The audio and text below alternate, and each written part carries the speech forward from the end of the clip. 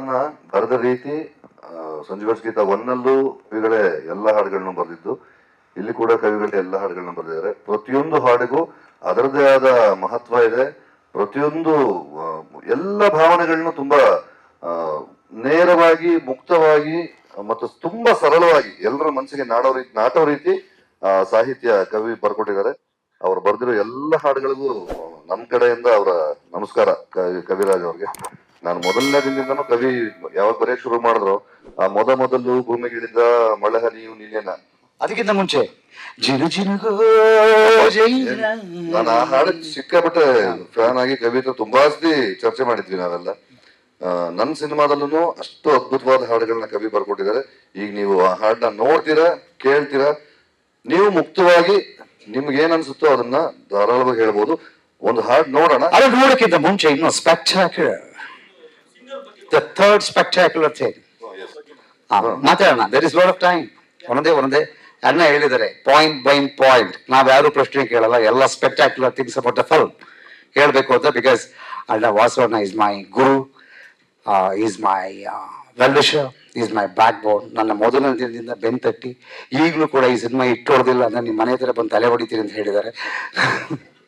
So ಅಷ್ಟು ಪ್ರೀತಿ ಪಾತ್ರರು ಅವರಿಗೆ ನಾನು ಆ ಕೆಲಸ ಶುರು ಮಾಡಿದೆ. So the third spectacular thing is the producer. So ಇಡೀ ಸಿನಿಮಾನ ಹೇಳ್ಬಿಡ್ತೀವಿ, ಅದು easy. Nagashekar direction okay done, but ಎಲ್ಲರೂ ಒಂದು ಎದುರಿಸಿ ಕಳಿಸಿದ್ರು ಹುಷಾರು ಅವನ ಹತ್ರ ಅಂತ. ಬಟ್ ಅವ್ರಿಗೆ ಚೆನ್ನಾಗಿ ಗೊತ್ತಿತ್ತು, because is my engineering batchmate. So ಎಷ್ಟು ಹುಷಾರಾಗಿರ್ಬೇಕು ಅಂತ ಅವ್ರಿಗೆ ಗೊತ್ತಿತ್ತು. ಇಟ್ಸ್ ಓಕೆ, ನೋ ಪ್ರಾಬ್ಲಮ್ ಅಂತ. So all of a sudden ಚಿತ್ರದ ಕಥೆಯ ಓಟವನ್ನ ಶಿಡ್ಲಘಟ್ಟದಲ್ಲಿ ಶುರು ಮಾಡಿದ್ರು. ನಾನು ಸ್ವಿಟ್ಜರ್ಲೆಂಡ್ ತಗೊಂಡೋದೆ. ಪ್ರೊಡ್ಯೂಸರ್ 4 ಸರಿ ನೋಡಿದ್ರು, ಇದೇನ್ ಸುಮ್ಮನೆ ಡಿಸ್ಕಷನ್ ಮಾಡ್ತಾವನ ಇಲ್ಲ ನಿಜವಾಗ್ಲೂ ಶಿಡ್ಲಘಟ್ಟ ಟು ಸ್ವಿಟ್ಜರ್ಲೆಂಡ್ ಅಂತ ಹೇಳ್ತಾವನ ಅಂತ.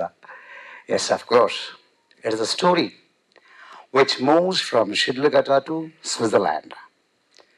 ಸೊ ಆ ಸ್ವಿಟ್ಜರ್ಲ್ಯಾಂಡ್ ಅಲ್ಲಿ ಎಲ್ಲೋ ಯಾವುದೋ ಒಂದು ಊರಲ್ಲಿ ತೆಗೆದ್ಬಿಡ್ತಾನೆ ಅಂತ ಅವ್ರು ಅನ್ಕೊಂಡಿದ್ರು.